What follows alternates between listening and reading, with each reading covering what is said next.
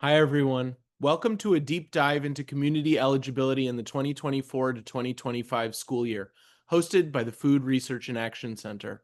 I'm Steve Hayward, FRAC's Communications Manager. Before we begin, I'd like to cover a few brief housekeeping items. We expect this webinar to run about 45 minutes. We are recording the presentation and will send the recording and slides in a follow-up email. Closed captioning is available. To turn captions on, click the Show Captions button in the bottom taskbar and select English as the spoken language. At the end of the presentation, we'll have time for questions and answers. To ask a question at any time, please use the Q&A tab, also in the bottom taskbar. With that, I'll pass it off to Erin Kennedy Heisem, Senior Child Nutrition Policy Analyst at FRAC. Take it away, Erin. Thanks, Steve, and welcome everyone to FRAC's Thursday webinar, where we examine participation in community eligibility provision for last school year. For those of you who joined us last week, thank you for tuning back in. My apologies for the technical difficulties, but we are all set and ready to go today and looking forward to a great presentation. Next slide, please. For those of you who may be unfamiliar with FRAC, we are the leading national anti-hunger nonprofit organization working to eradicate hunger here in the United States. And we do this through three main ways: training and technical assistance, advocacy, and conducting research. Next slide, please. We have a lot to dig into today. We're going to start by setting the scenes with a little bit of CEP 101, talking about the overview and basics of the program, how it works, how schools are eligible. We're going to get into some of the benefits of CEP, although there are many, so we definitely won't highlight all of them today. But if you are interested in learning more, we did a webinar at the end of May that you can access on our YouTube channel, looking at the benefits of community eligibility provision. And then we'll start really getting into this year's report, looking at the methodology and timeline for data collection and publication, looking at what the data revealed, how many schools participated in CEP in 2024-2025, how many students were reached. We'll talk about some policy and advocacy recommendations, and then we'll highlight resources. As Steve mentioned, we will save time at the end for Q&A, so please use the Q&A function on the bottom taskbar of your screen to enter questions at any time. Next slide, please. Community eligibility provision is an option under the National School Lunch Program that allows high-need, high-poverty schools to offer school meals to all children at no charge. It is a game changer in school meal access, really increasing students' access to the nutritious meals that they need to thrive in the classroom and beyond. Next slide, please. Community eligibility provision was created in the Healthy Hunger Free Kids Act of 2010. It was phased in gradually over the next few years until becoming available nationwide in 2014-2015. In 2023, USDA released a final rule which lowered the eligibility or the participation thresholds. That new threshold, 25% identified student percentage, was available to all schools nationwide at the beginning of last school year in 2024-2025. Next slide, please. CEP allows school districts, groups of schools within a single district, or individual schools to offer free school meals to all students if they meet certain eligibility requirements, which I'll get into in a minute. Participating schools must offer both breakfast and lunch to all students at no charge. Each CEP cycle lasts for 4 years, so once a school or a school district decides they're going to participate, they can lock in participation for a 4-year cycle. After that point, they can either re-up for a new 4-year cycle, or if they're no longer eligible, they may qualify for a grace year. And interested school districts have until June 30th of the prior year to notify their state agency that they want to attend. Next slide, please. So what makes a school eligible? How does a school eligible to participate in CEP? And it's all based on something called an identified student percentage. I'll get into the specifics of that, but the key data point to remember is that in order to participate in CEP, at least 25% of the student enrollment must be identified students. Next slide, please. So what are identified students? Generally speaking, identified students are those children who are automatically eligible for free school meals without a school meal application. They automatically or are directly linked to free school meals because they participate in another means-tested program or because they are part of a specific criteria or category. So those programs are SNAP, the Supplemental Nutrition Assistance Program, TANF, FDPIR, and in most states, Medicaid. If your student participates in SNAP, TANF, FDPIR, or Medicaid, along with a household income test in a participating state, your student is automatically eligible for free school meals. Also, children who are experiencing homelessness, who are from migratory families, who are runaways or enrolled in Head Start are count as identified students. So again, if a school's enrollment has at least 25% identified students, they're eligible for CEP. And the math is pretty straightforward. You take the number of identified students, the number of children who are automatically eligible for free school meals, you divide it by the total enrollment, and if that is equal to or greater than 25%, you're eligible for CEP. Next slide, please. ISP, or the identified student percentage, is also important because not only does it determine eligibility, but it also is the basis for federal reimbursement. The ISP forms the foundation for how schools are reimbursed when they participate in CEP. So there's a federal multiplier of 1.6.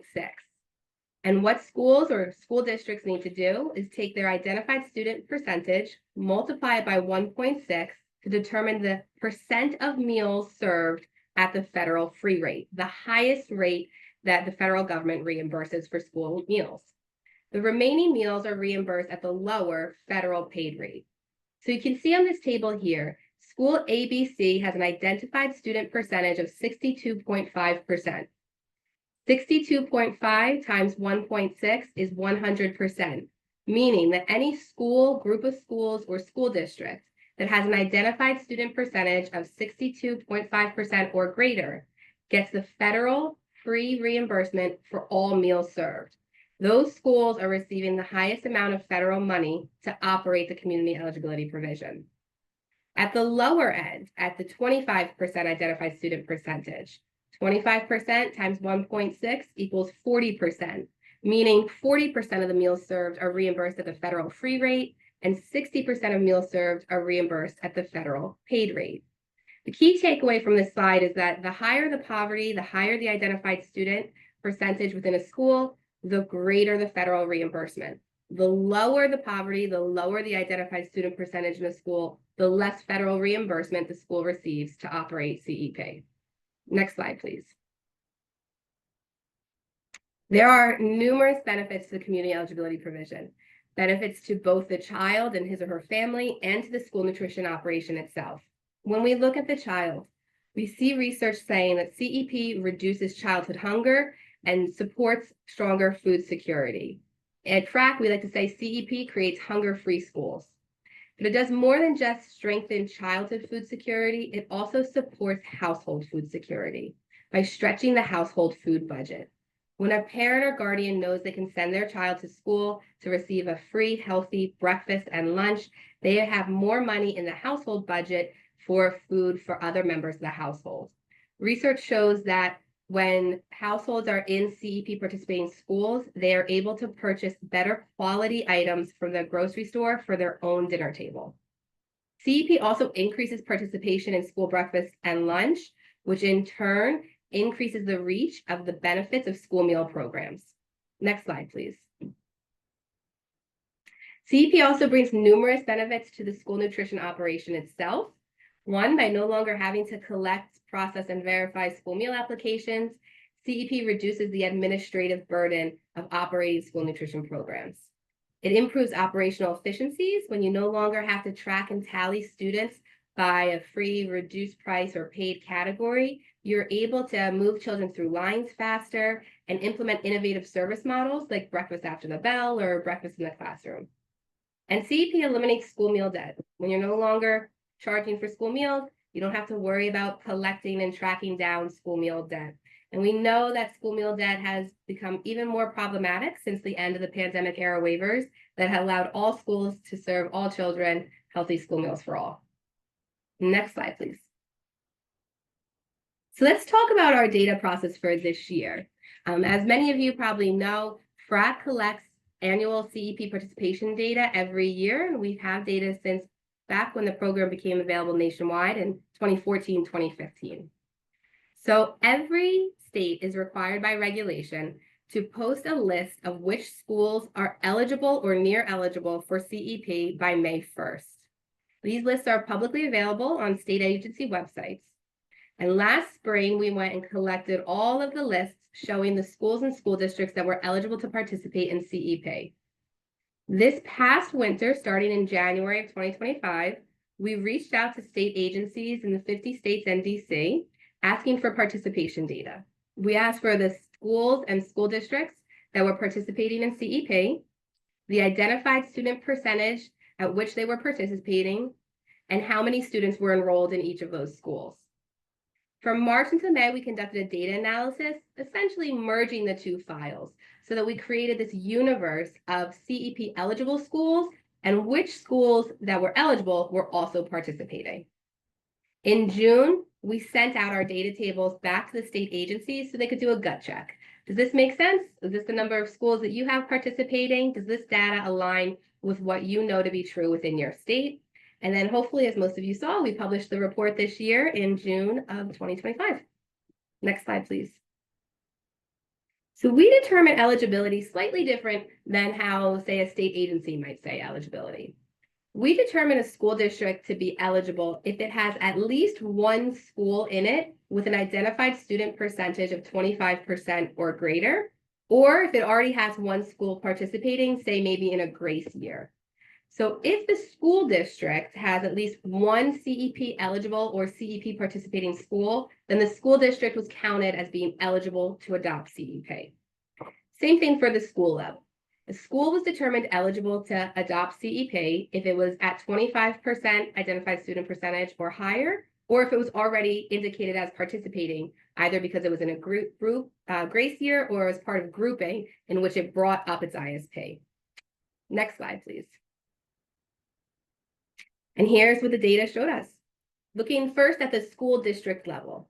In the 2024-2025 school year, we had over 8,800 school districts adopt community eligibility nationwide. And this is the highest participation rate since the program became available. It is a 15% increase from the prior school year, reaching over 64% of eligible school districts. Next slide, please. At the school level, you can see there's over 54,000 schools that participated in community eligibility this past school year. And this chart really shows the tremendous growth in CEP adoption among schools since first becoming available in 2014, 2015. And you can see right at the end of those pandemic era waivers in school year 22-23, this increase, the steep increase in CEP adoption. And we'll talk about some of those reasons as to why and how so many more schools were able to adopt over the last few years. Next slide, please. So again, looking at school level adoption. I mentioned earlier that in the fall of 2023, USDA released a final rule which lowered the CEP participation threshold. Prior to that time, a school had to have 40% identified students in order to participate in CEP. In the fall of 2023, USDA released a final rule which lowered that participation threshold to the current level of 25%. States were able to, at that time, apply for a waiver that allowed schools to adopt at that lower threshold. So in the 23-24 school year, we had about half the country, around 28 states, that implemented CEP at that 25% threshold. That threshold became available nationwide to all schools this beginning of this school year, 24-25. So what did that do? It increased eligibility. So this past school year, we had over 73,000 schools above that 25% threshold that were eligible to implement CEP. That is about a 31% increase in eligibility from the prior school year.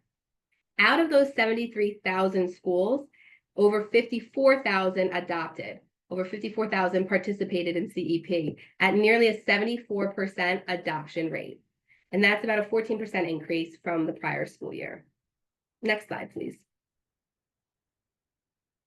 When we look at student enrollment, obviously, if more schools are participating, we are reaching more students, and more students are reaping the benefits of healthy school meals.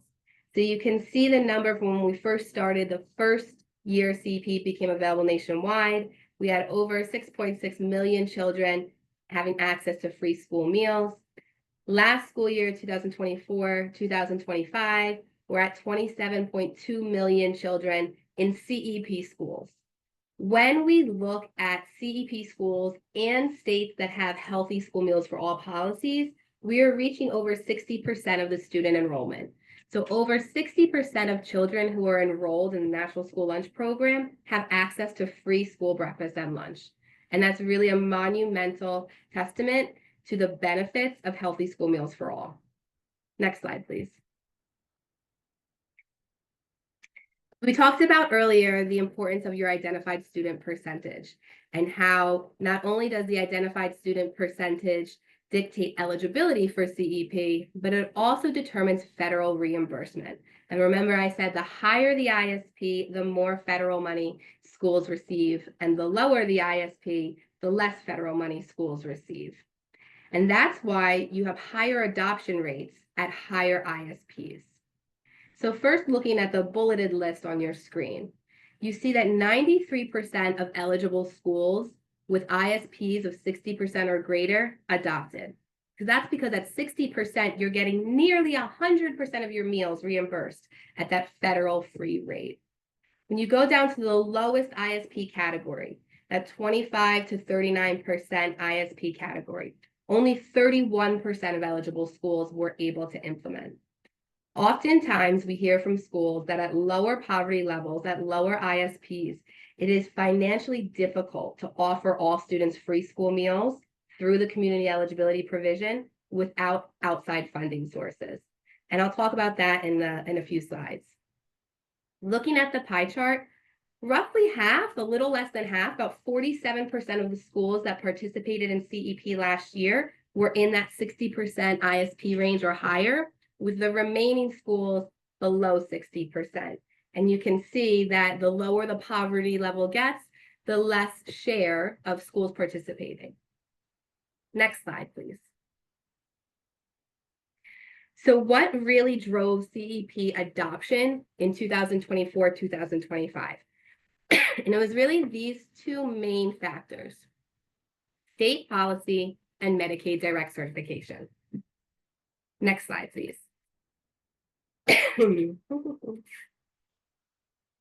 Starting with state policy has really supported high level of adoption amongst eligible and participating schools. Excuse me. So here you see the top 5 states which had the highest percentage of schools adopting: Massachusetts, Vermont, and New Mexico. They all have state healthy school meals for all policies. And these policies really support schools' ability to implement CEP.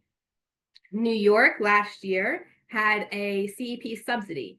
So they had state money that helped CEP eligible schools implement by providing state reimbursement to complement the federal reimbursement. West Virginia has a high childhood poverty rate, and they've actually had high CEP adoption back since 2014, 2015. They have a little bit different kind of state policy. It doesn't provide state money, but it definitely encourages and supports schools offering free breakfast and lunch and adopting CEP to the most extent practical within their schools. Next slide, please. State policy really was impactful when it came at that lowest ISP range and that lowest poverty level.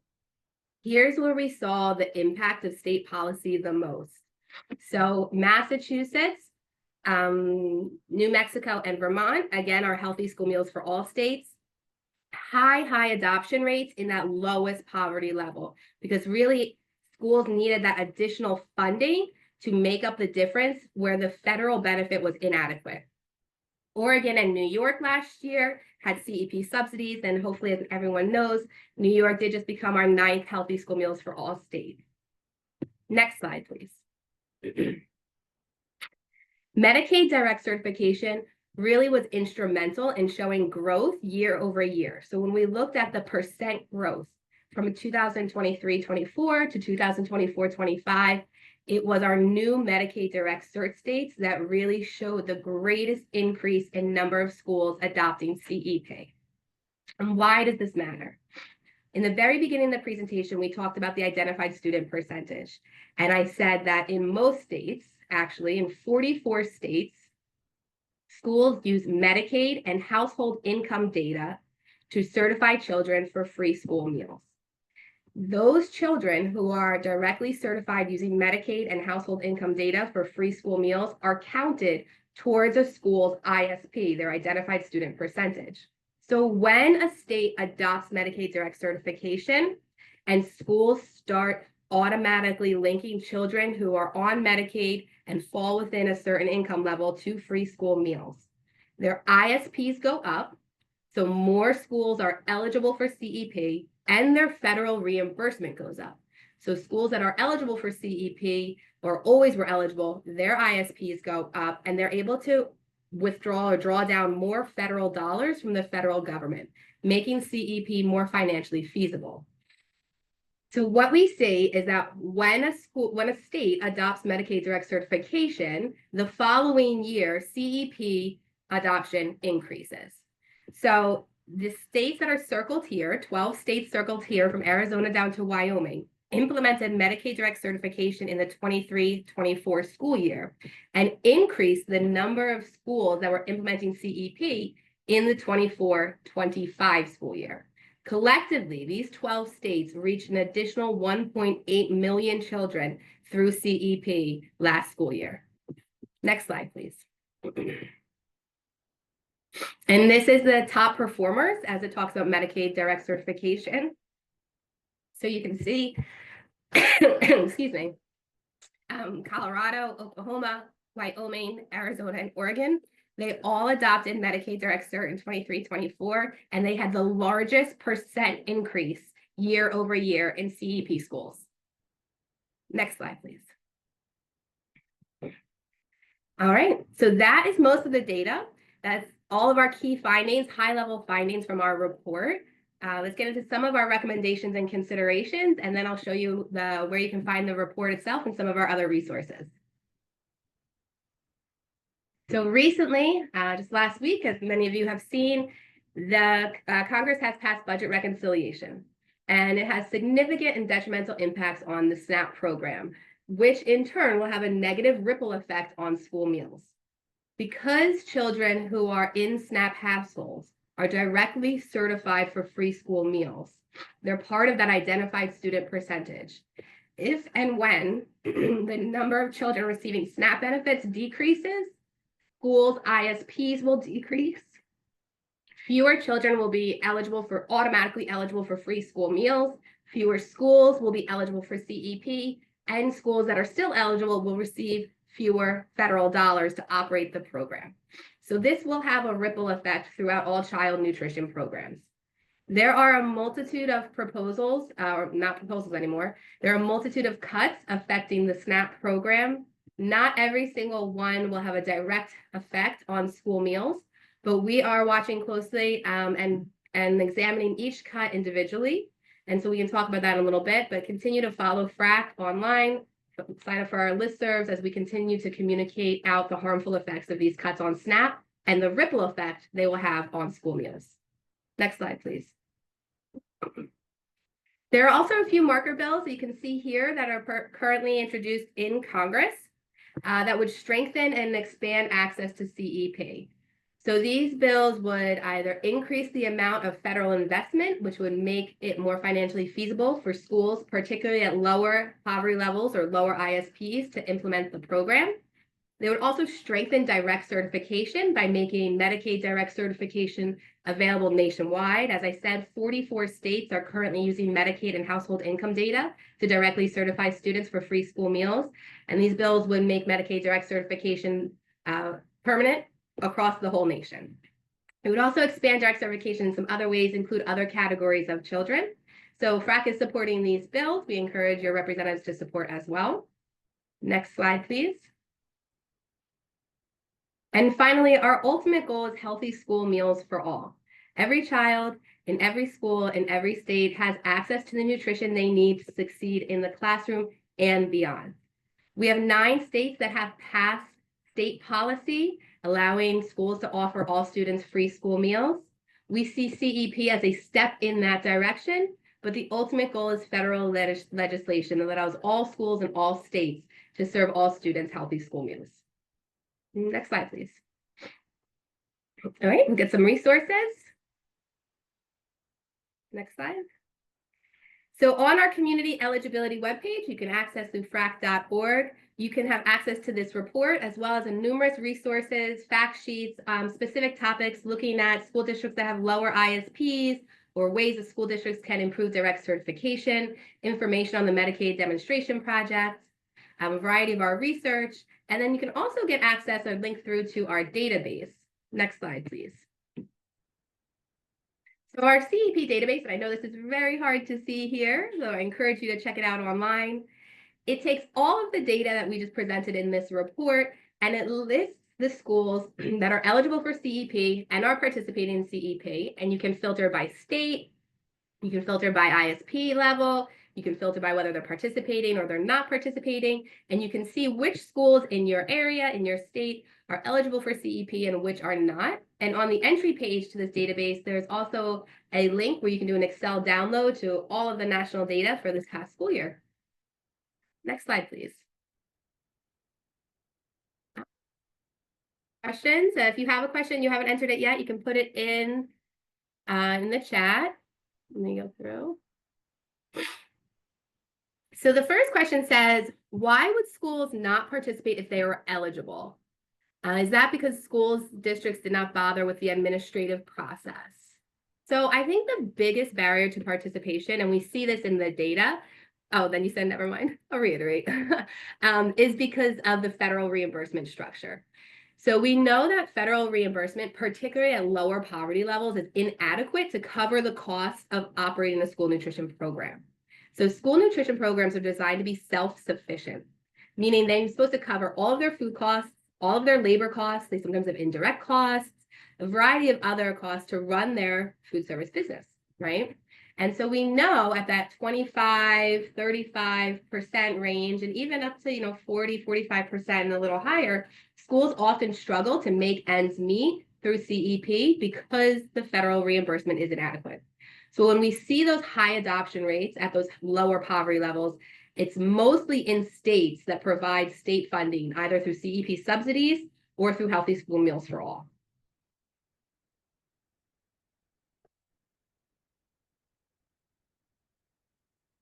So there's a question that's similar. Let me see. It says, can you discuss further school nutrition managers saying it is not financially feasible for them to opt into CEP even if they meet the ISP? And again, it depends on what their ISP is. So at 62.5%, all meals served are reimbursed at the federal free rate, the highest rate possible. So at that rate, it's going to be financially feasible for schools to do it. Now at rates below that, it's going to vary by the individual school.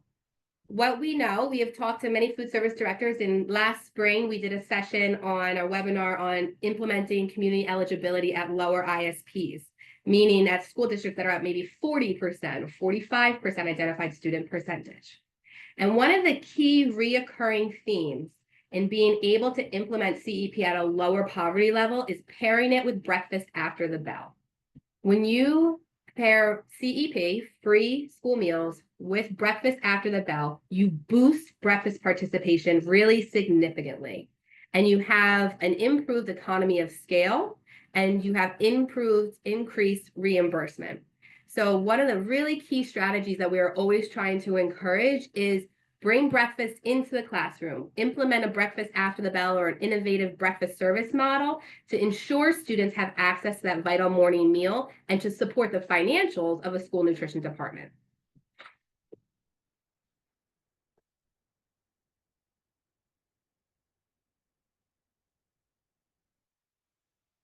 It seems like if only one school had around 25% ISP population, the district would be able to implement CEP in all schools, but there would not be much incentive to without free school meals for all. Okay, so what we didn't talk about here, and what I encourage you to do, and you can check this out on our YouTube page and some previous webinars, and we'll even link it in the email that goes out to everyone who registered as a resource, is check out our March webinar, which was like a deep dive on CEP 101. And in that webinar, I talk about grouping. And grouping is a tactic that school districts can use to pair lower poverty schools, lower ISP schools, with higher poverty, higher ISP schools to try to bring up the collective ISP of the group. So it's a little wonky and there's a lot of kind of details in it, but we'll link some information about grouping in the follow-up email. But if only one school in a district has an ISP of 25% and all the rest of them are below that, then most likely the whole district can't do CEP. Only that one school can maybe do CEP, like maybe paired with one other school. So if only one school in a district has an ISP of 25% and the rest are lower, it's most likely not going to be able to do CEP district-wide. So let me see if that's the rest of that question.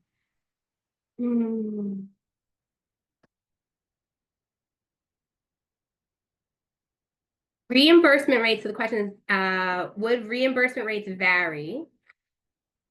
Okay, so the district would be able to implement CEP in all schools. Not sure about that, but there would be not much incentive to without free school meals for all, right? Yes. So at lower ISP levels, it's hard for schools to implement CEP without free meals for all policy. Even with that policy, even with a state healthy school meals for all policy, would the reimbursement rate vary depending on ISP or other eligibility rates? Yes, the federal reimbursement rate, even in a healthy school meals for all state, the federal reimbursement rate is based on that formula of ISP times 1.6. That remains constant. When a state adopts healthy school meals for all, then their state policy and their state money comes in and subsidizes the difference. And each policy is written a little differently, but generally speaking, a healthy school meals for all policy might sound something like this. Schools must maximize federal reimbursement. So CEP eligible schools need to implement and adopt CEP. The state will cover the difference between the federal paid rate and the federal free rate. So the state is going to subsidize the difference between the highest federal free rate and the lower federal paid rate. So still in healthy school meals for all states, schools are implementing CEP, they're getting reimbursed from the federal government, and then the state is covering the difference.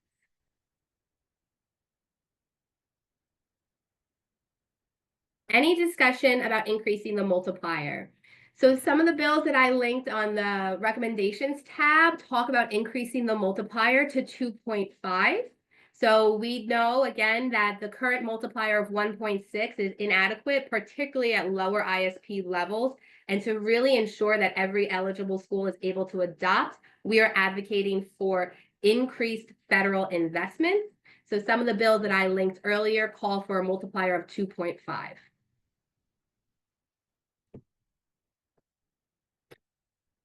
Incentives for school in a universal free meal state to participate in CEP. So I think there are a lot of incentives, and one of it's being around those administrative burdens and the reduction in administrative burdens. So even in a healthy school meals for all or a universal free school meals state, their federal program happens first, the federal reimbursement structure happens first, and then the state subsidy comes in to supplement the cost. So let's say you're in a New York or California or Maine or one of our healthy school meals for all states, and you are running a traditional school food service program. So you are doing school meal applications, you have to collect those, you have to process them, you have to verify a certain percentage of them. Then when the student comes through the lunch line, you have to have them do a PIN code or a card or their name or some sort of individual point of service where you know this student is a free student, this student gets reimbursed at the paid rate, this student gets reimbursed at the reduced price rate.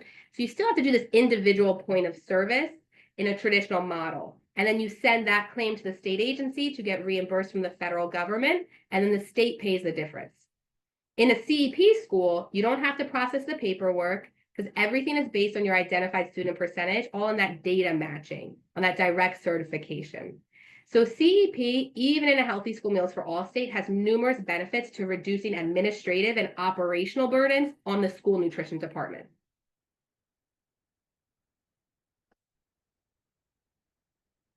With the strong possibility of state cuts to Medicaid eligibility, given the changes to cost sharing requirements in the reconciliation bill, what strategies are advocates beginning to consider to prevent significant drops in ISP and Medicaid direct cert states?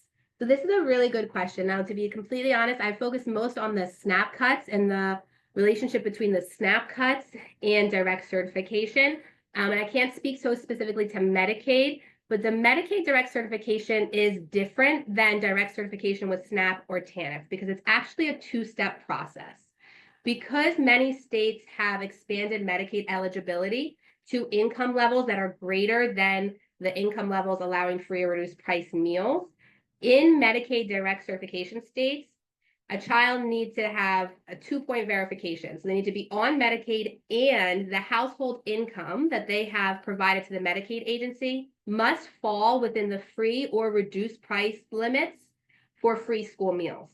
So you could have children in states that are on Medicaid that actually don't qualify for free or reduced price meals. So, meaning if the cuts in budget reconciliation don't affect children that are below the 130, 185% poverty level for free and reduced price meals, if those children still have their Medicaid benefits, then Medicaid direct certification, ISPs, would not be impacted. If the cuts to Medicaid are so far reaching that they start to go into the children that live in households below the free and reduced price meal threshold, then that will start to impact direct certification and ISPs in CEP schools. I hope that answered your question, but if you'd like more information or talk more about it, please feel free to email me. Thank you so much. Is there a deep dive into how CEP affects summer meal site eligibility? We do not have that, but that is a great topic. Something we can definitely look into about the effect on CEP and summer meal sites, and we can share some resources on that too. We developed some of those coming out. Oh, Carla, great. Thank you for joining us today. So yes, Carla has mentioned if anyone is attending ANC starting Saturday, or I'm fine on Saturday, in San Antonio this year, we do have a session on CEP with lower ISPs. So Ms. Carla Horton is going to be presenting with me. She is the wizard and the expert on grouping and how to implement CEP at lower ISPs. So please, if you are going to ANC this year, stop by the FRAC booth, come to our session about CEP, come to my session about state policies. I would love to connect in person. And that is all the questions I have today. So thank you, everyone. For any more information, please reach out. Next slide, please, Steve. Stay in contact with us. Sign up for FRAC Listserv. We would love to hear from you. I cannot wait to see you at ANC. We cannot wait to see you at all the events that come up in the next few months. Thank you very much for all that you do, and have a great day.